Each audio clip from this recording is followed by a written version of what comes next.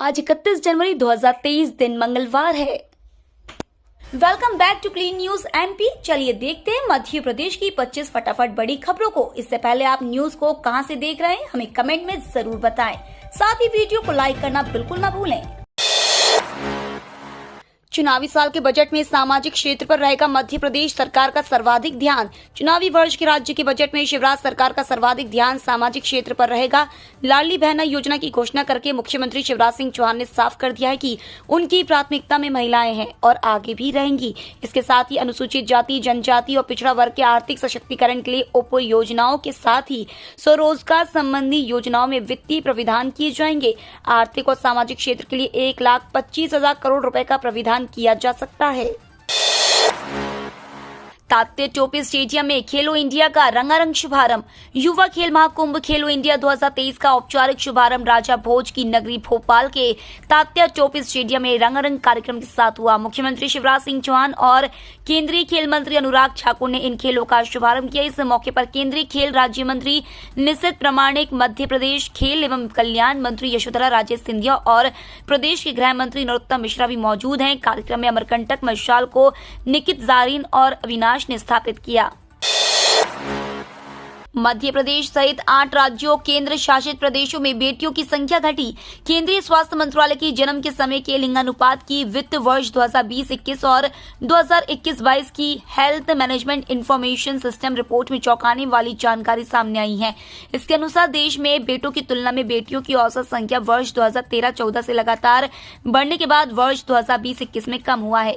देश में वर्ष 2020-21 में 1000 बेटों के मुकाबले 937 बेटियों का जन्म हुआ था, जबकि यह संख्या वर्ष 2021-22 में 934 रही। 8 बड़े राज्यों केंद्र शासित प्रदेशों में भी इस लिंगानुपात में गिरावट दर्ज की गई है।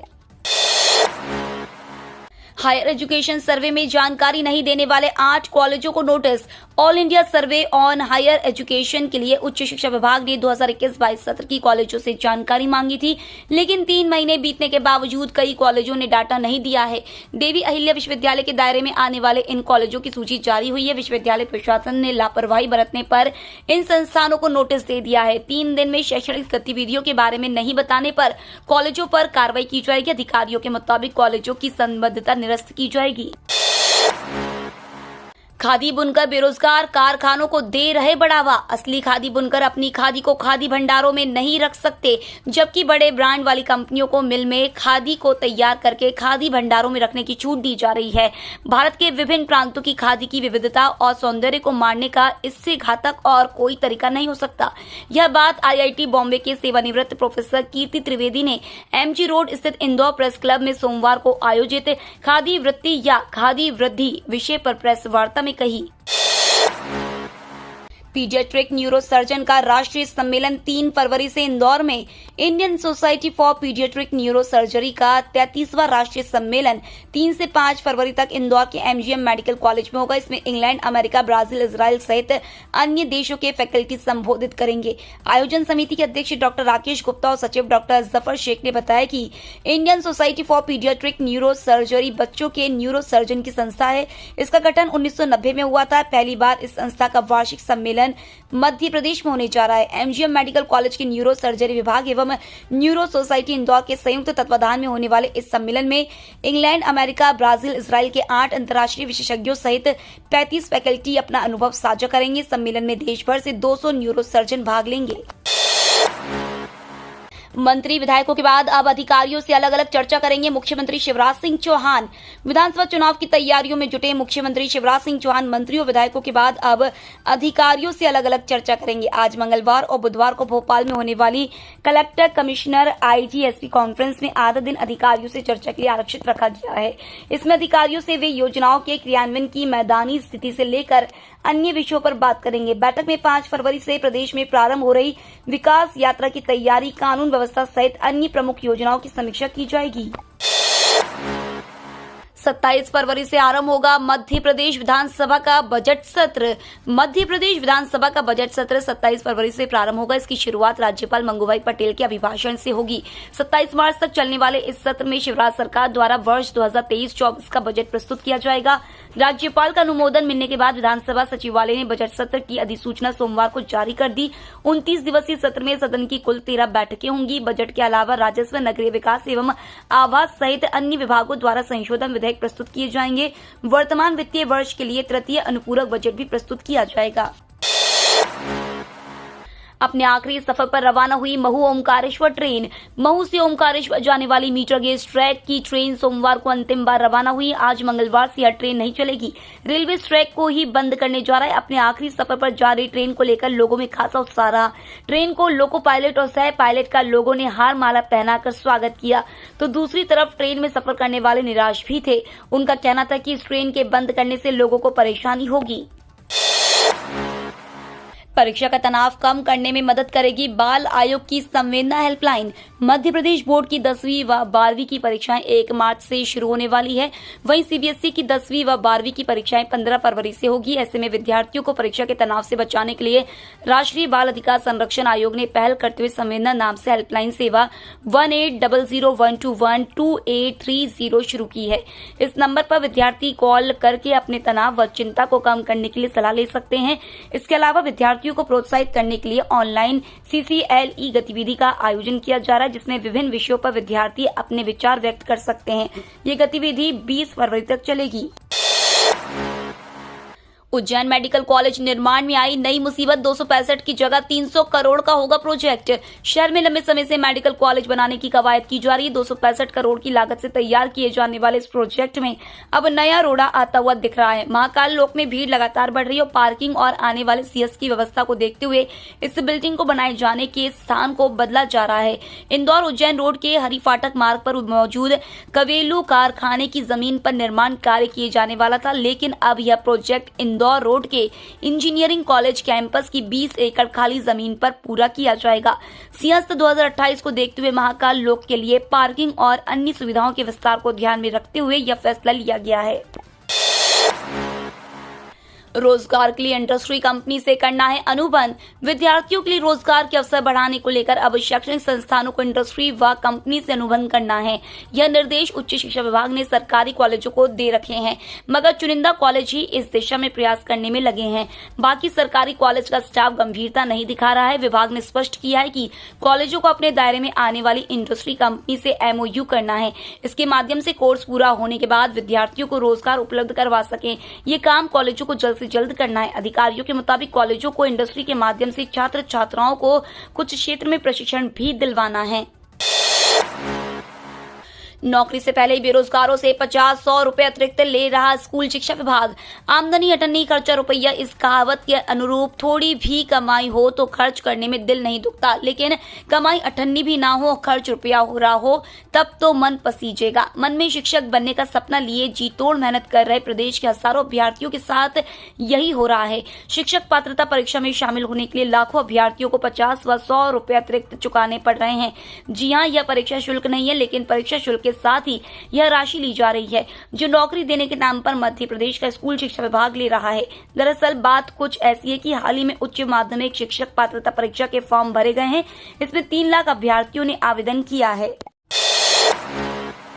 गेहूं के दाम से बढ़े आटा के भाव। पैक खाद्यान्न सामग्री पर 5% GST ने बढ़ाई महंगाई। मंडी में गेहूं 3125 रुपए बिक चुका है। गेहूं का यह भाव अब तक का सर्वाधिक रहा है। गेहूं के भाव बढ़ते ही आटा की कीमतें आसमान छूने लगी है।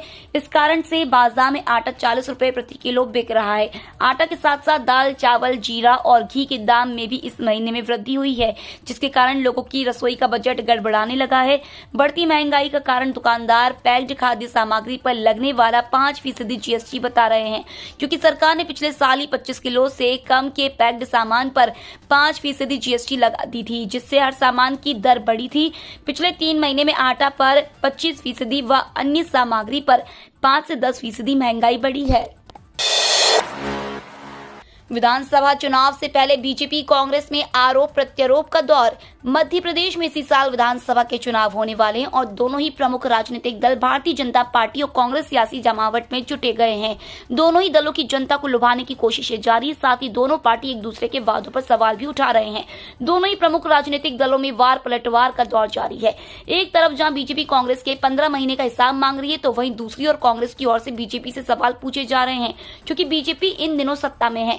वहीं मुख्यमंत्री शिवराज सिंह चौहान ने कमलनाथ और कांग्रेस पर तंज कसते हुए कहा कि मैं यह जरूर कहना चाहता हूं कि कांग्रेस ने फिर से झूठे वादे करना शुरू कर दिया है।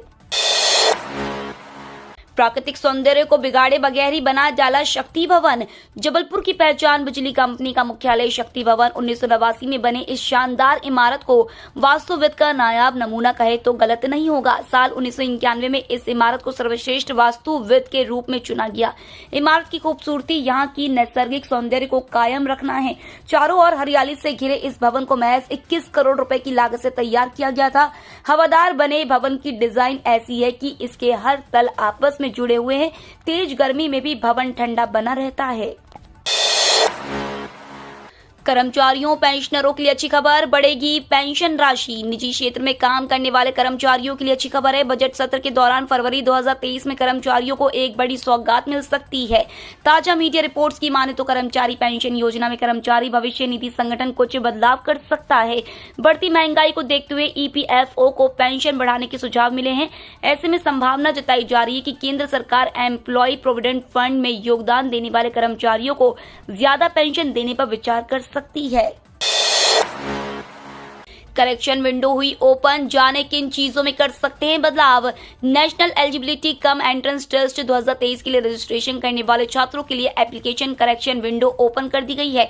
जो छात्र अपने एप्लीकेशन फॉर्म में किसी भी तरह का सुधार या बदलाव करना चाहते हैं, वे इस ऑफिशियल netboard.edu.in पर जाकर अपने एप्लीकेशन फॉर्म में सुधार कर सकते हैं। सुधार करते समय छात्र एप्लीकेशन फॉर्म में दी गई सभी डिटेल अच्छे से जांच ले। इसके अलावा बता दें कि छात्र 3 फरवरी 2023 तक ही नीट PG 2023 के एप्लीकेशन फॉर्म में सुधार कर सकते हैं। हालांकि छात्र ध्यान दें कि वे फॉर्म में भरी गई सभी डिटेल्स में बदलाव नहीं कर सकते हैं। छात्र अपने नाम, email ID, mobile number, nationality और एग्जाम सिटी को छोड़कर बाकी अन्य चीजों में बदलाव कर सकते हैं।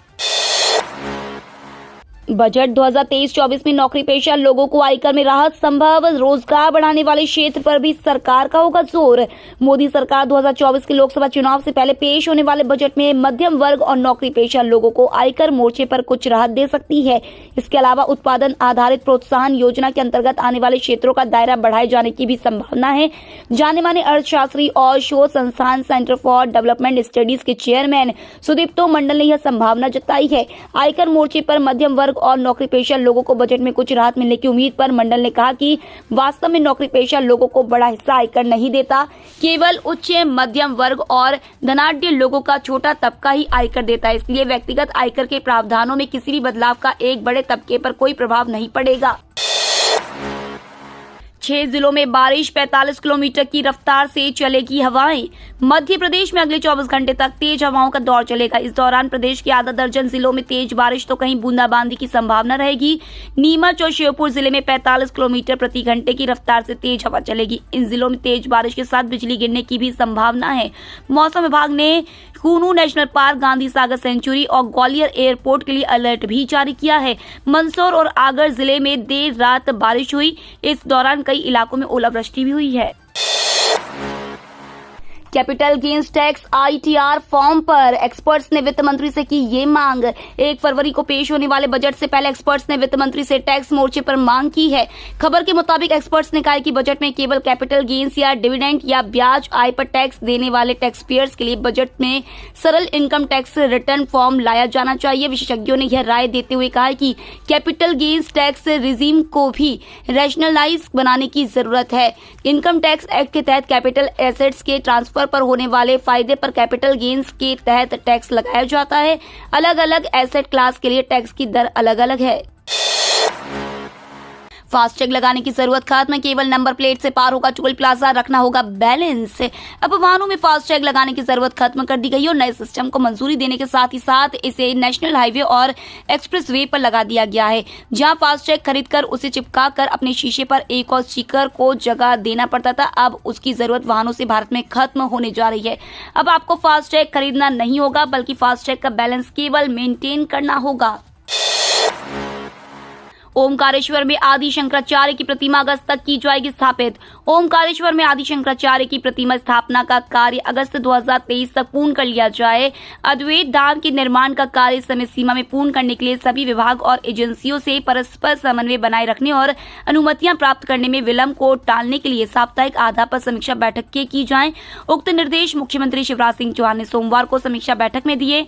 मुख्यमंत्री मंत्रालय में स्टैच्यू ऑफ वननेस प्रोजेक्ट की समीक्षा बैठक को संबोधित कर रहे थे। उन्होंने कहा कि अद्वैत धाम के निर्माण के साथ ही ओमकारेश्वर का सिटी मास्टर प्लान, नगर की स्वच्छता, इंदौर से ओमकारेश्वर की 4 लेन कनेक्टिविटी, नर्मदा नदी की साफ सफाई, तटों का सौंदर्यीकरण और यात्री निवास की कार्य योजना बनाकर समय सीमा में क्रियान्वित किया जाए। अहमदाबाद में खराब मौसम के कारण इंदौर डाइवर्ट हुई 5 उड़ानें। अहमदाबाद में सोमवार को खराब मौसम और घने कोहरे के कारण 5 उड़ानों को डाइवर्ट कर इंदौर के देवी अहिल्याबाई होलकर अंतर्राष्ट्रीय एयरपोर्ट पर लाया गया। इसमें इंदौर से अहमदाबाद जाने वाली उड़ान भी शामिल थी। इसके चलते यात्रियों को भारी परेशानी का सामना करना पड़ा। होली से पहले कर्मचारियों को मिलेगी गुड न्यूज, कितना बढ़ेगा महंगाई भत्ता, बजट से पहले होगा फाइनल। करोड़ों से ज्यादा केंद्रीय कर्मचारियों और पेंशनरों के लिए खुशखबरी है। बजट सत्र से पहले आज मंगलवार केंद्रीय कर्मचारियों को नए साल 2023 की पहली सौगात मिल सकती है, क्योंकि आज मंगलवार 31 जनवरी 2023 को AICPI इंडेक्स के दिसंबर के आंकड़े जारी होने वाले हैं, जिसके बाद फाइनल हो जाएगा कि 2023 में कर्मचारियों का कितना महंगाई भत्ता बढ़ेगा। नवंबर 2022 तक के आंकड़ों के अनुसार केंद्रीय कर्मचारियों के DA में 3% की वृद्धि हो सकती है। इससे सैलरी में एक बार फिर बम्पर उछाल आएगा। दरअसल साल में 2 बार जनवरी और जुलाई में केंद्रीय कर्मचारियों का DA बढ़ता है, जो कि AICPI इंडेक्स के आंकड़ों पर निर्भर करता है। ये तो थी आज की 25 फटाफट बड़ी खबरें। अगर आपको न्यूज पसंद आई हो तो चैनल को सब्सक्राइब करना ना भूले। धन्यवाद।